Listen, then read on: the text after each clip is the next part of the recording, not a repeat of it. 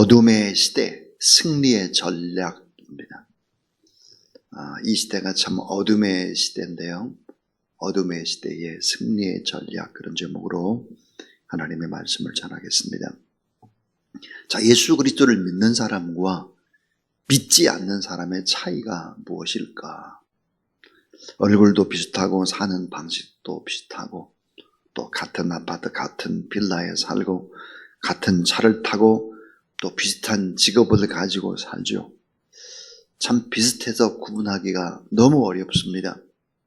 차이가 안 나는 것 같습니다. 그러나 조금만 더 깊숙이 들여다보면 분명한 차이점이 있습니다. 그 차이점의 결정적인 것이 뭘까? 가치관입니다. 가치관. 이 가치관이 분명히 다른 것이죠. 자, 무엇을 중요하게 여기느냐 하는 눈이 다른 것입니다. 눈.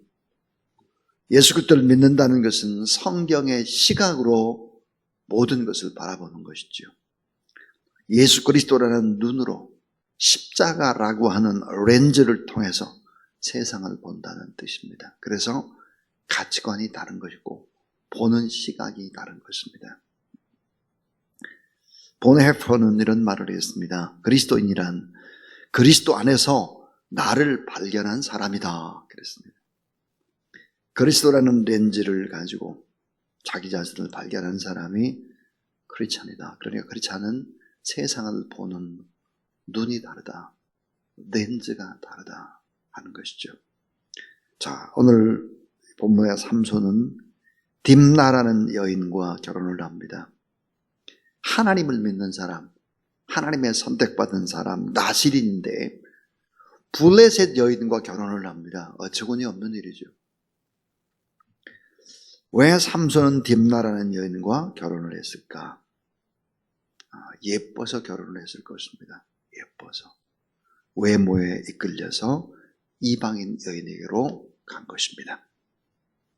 그러나 그의 결혼은 엄청난 고통의 파장과 함께 전쟁을 몰고 온다는 사실들을 까맣게 몰랐을 것입니다. 자, 오늘 이 본문 속에서 우리는 삼손에 대해서 또 그 시대가 과연 얼마나 어두움의 시대였는지 또 우리가 어떤 가치관을 가지고 살아야 될지 이런 하나님의 말씀에 음성을 듣고자 합니다. 그 첫 번째입니다. 자, 어둠의 시대 가치관의 충돌입니다. 오늘 코로나19의 시대를 살아가는데 예수 그리스도를 믿는 사람과 믿지 않는 사람의 차이가 없다. 그건 큰일 나는 이거죠. 어둠의 시대에 가치관의 충돌이 있습니다. 영적인 싸움이 있죠. 자, 이 성경의 시각으로 세상을 바라보라 하는 것입니다.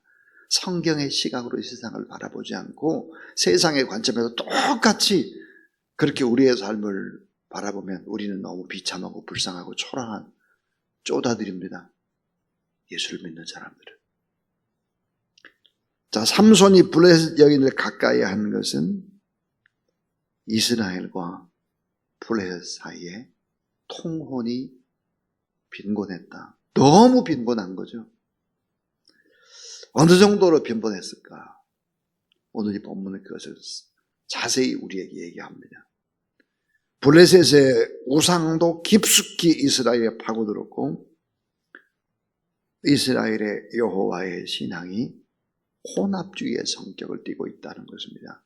하나님도 좋고 세상도 좋고 블레셋도 좋고 이스라엘도 좋고 이것도 좋고 저것도 좋고 한 세상 사는데 뭐 적당히 살아야지 뭐 이런 혼합주의예요. 이런 혼합주의. 율법은 있었으나 하나님의 율법이 무시되는 어둠의 시대. 그래서 성경에 보니까 소견이 좋은 데를 행하는 영적인 암흑의 시대가 된 것입니다. 자, 하나님을 섬기되 내 방식대로 섬기고 편하면 우상도 섬기고 세상 사람의 방식도 따르고 세상 잡신을 혼합해서 섬기는 시대다. 자, 삼손이 결혼을 했습니다. 여러분, 삼손은 믿음이 없는 시시한 사람이라고 사사기를 읽어서 후두둑 읽어보면 웃기는 사람이라고 그렇게 하면 큰일 납니다. 그렇지 않습니다. 삼손은 나실인이었습니다. 아버지가 믿음이 좋았고요. 어머니가 많이 기도하는 사람이었습니다. 그가 삼손이 일시적으로 타락을 했다고 하는 것은 이스라엘 전체가 다 타락을 했다라고 하는 거예요.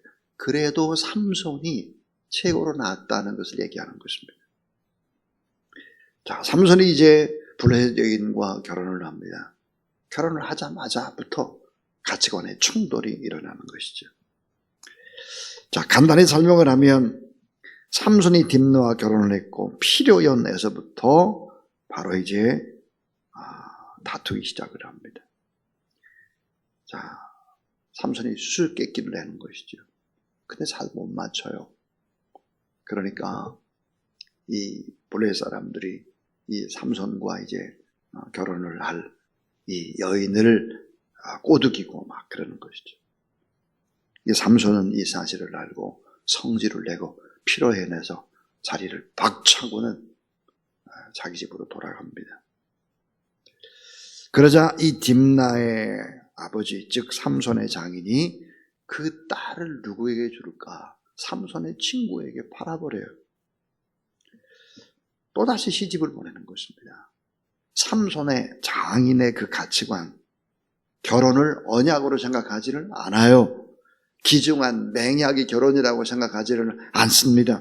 그냥 눈에 맞으면 살고 싫으면 헤어지고 라고 하는 블레셋 사람들의 가치관과 삼손의 가치관이 충돌을 하고 있는 것입니다.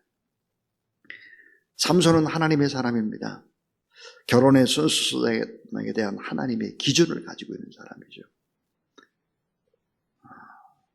삼손도 이제 자기 집으로 돌아가서 곰곰이 생각을 했을 것입니다. 그래서 이제 분이 풀리고 오늘 말씀에 보면 미안한 마음으로 염소 새끼를 끌고 장인의 집으로 찾아옵니다. 그런데 너무 충격적인 얘기들을 써요.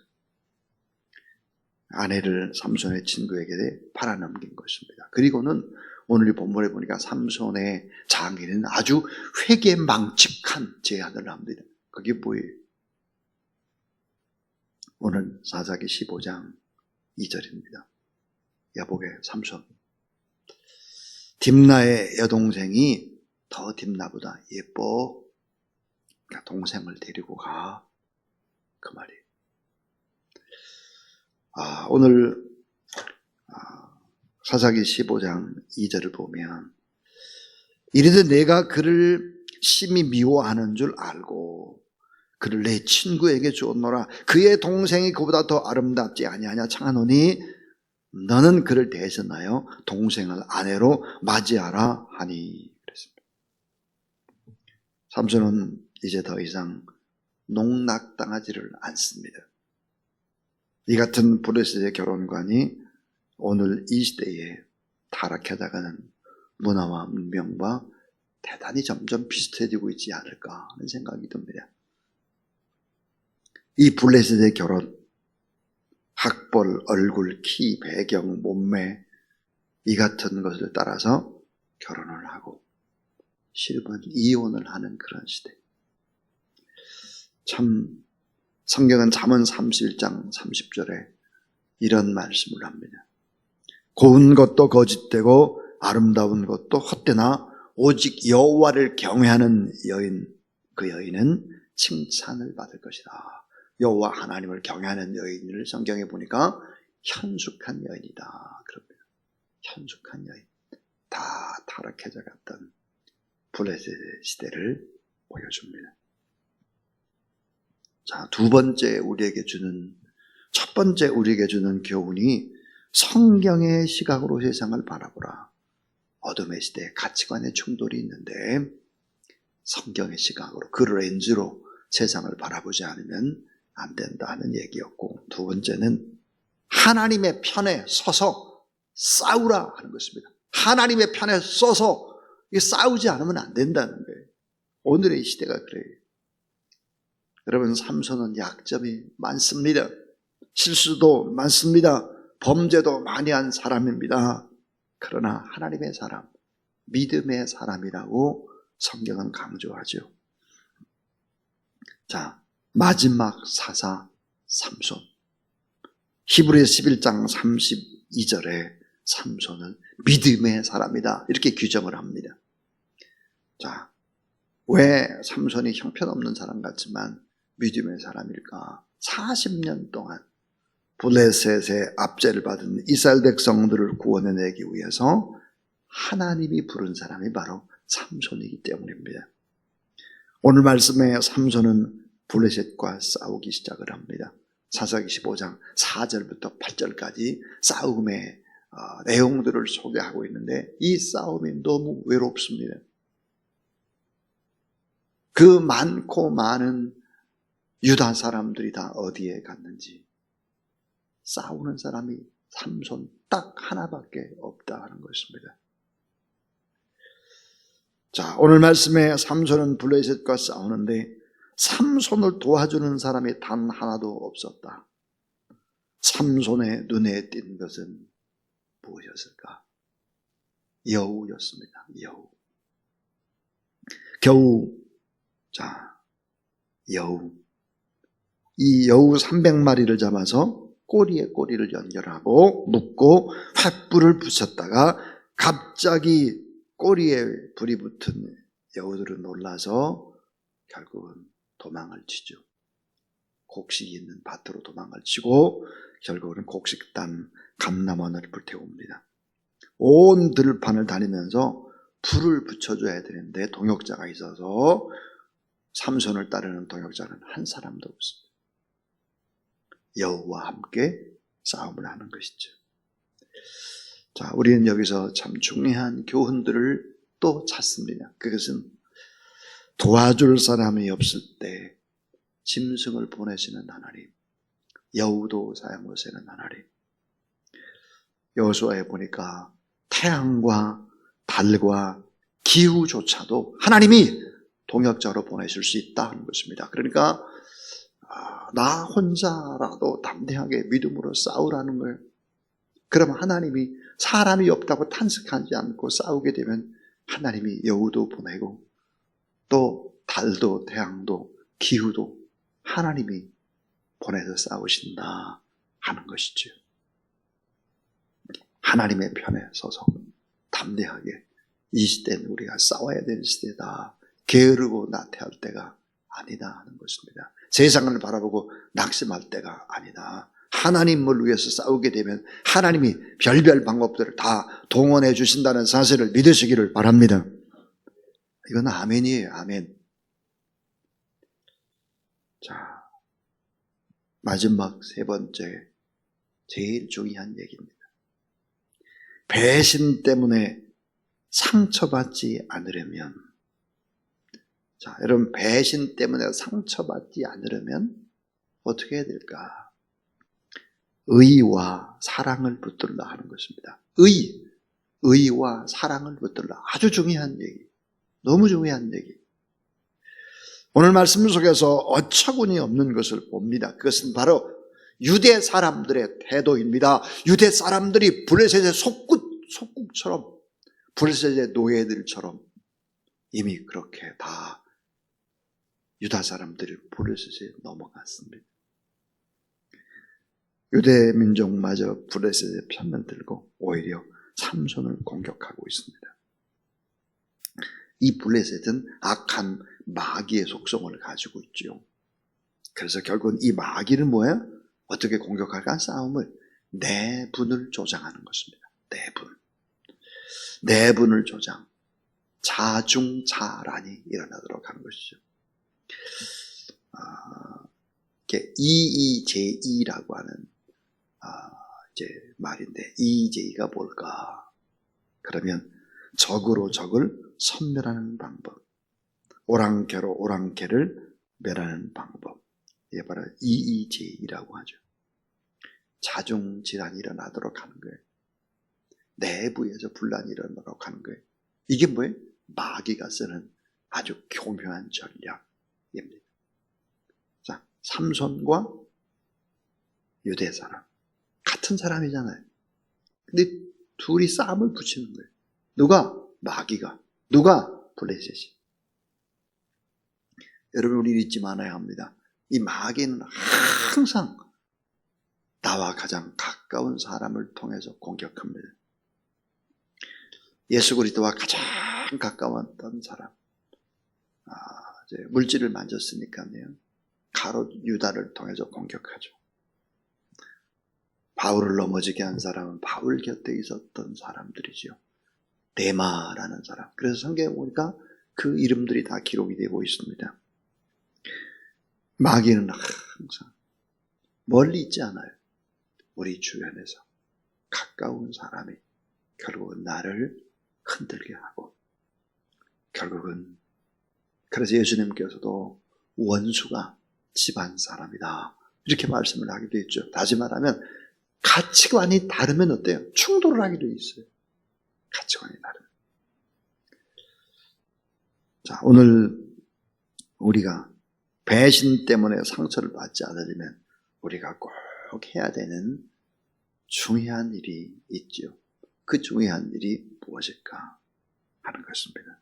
그것은 하나님과 우리가 바른 관계를 맺지 않으면 안 된다. 하나님과의 바른 관계, 인간과의 바른 관계, 이 두 가지의 관계를 잘 맺으려면 우리가 꼭 해야 되는 일이 있다는 것입니다. 우리가 상처를 빵빵 받잖아요. 사람들과의 관계에서도 그렇고 상처를 막 받아요. 동역자들과에도 그렇고 그렇게 될 수 있어요. 그럼 이게 배신 때문에 상처받지 않는 우리가 의와 사랑을 붙들라는 것인데, 하나님과 바른 관계를 의미하는 것이 뭘까? 의예요. 의를 붙잡아야 돼. 이 의가 뭡니까? 십자가입니다. 자, 내가 하나님과의 바른 관계를 맺으려면 하나님의 의를 생각해야 돼요. 그럼 내가 불의한 자가 됩니다. 그리고 내가 용서받는 자가 되는 것이죠. 십자가를 생각하는 것입니다. 자, 또 하나는 인간과 인간의 관계에 있어서 이 관계를 바르게 하려면 어떻게 해야 될까요? 이 십자가의 사랑 앞에서, 십자가의 그 거룩한 의 앞에서 내가 하나님의 자녀가 됐다, 불의한 내가, 그런 사람을 바라볼 때 어떻게 될까요? 사랑으로 바라봐야 하는 것이죠. 이해해주고 덮어주고 품어주고, 결국은 인간과의 바른 관계 속에서는 사랑입니다. 그러니까 자, 하나님과의 관계에서 의를 붙잡으라. 이 순서가 중요해요. 의를 붙잡으라. 사랑과의 관계에서는 사랑을 붙잡으라. 만약 이것을 거꾸로 하면 어떻게 될까? 큰일 납니다. 거꾸로 하면. 자, 하나님과 나 사이에 사랑을 붙잡았어요. 사랑과의 관계는 의예요. 나쁜 거 다 지적하고 따지는 거예요. 이거는 완전히 다 망하는 거죠. 둘 다 망하는 거예요. 약점 없는 사람이 어디 있고, 문제 없는 사람이 어디 있고, 결점 없는 사람이 어디 있고, 성질 없는 사람이 어디 있고, 죄 없는 사람이 어디 있는 거예요. 근데 그것을 지적하고 따지기, 그걸 의를 붙잡고 다 지적하고 따지는 거예요. 예. 내가 상처를 빵빵 받게 되는 것입니다. 우리는 하나님 앞에서 내가 십자가를 붙잡고 십자가 앞에서 나를 바라보고, 하나님과 관계에서는 의를 붙잡고 사람과의 관계에서는 어때요? 나누고 베풀고 따뜻하게 해, 사랑으로 품고, 이렇게 하지 않으면 우리는 너무너무 초라한 사람이 됩니다. 세상 사람들한테도 따돌림을 받을 수 있습니다.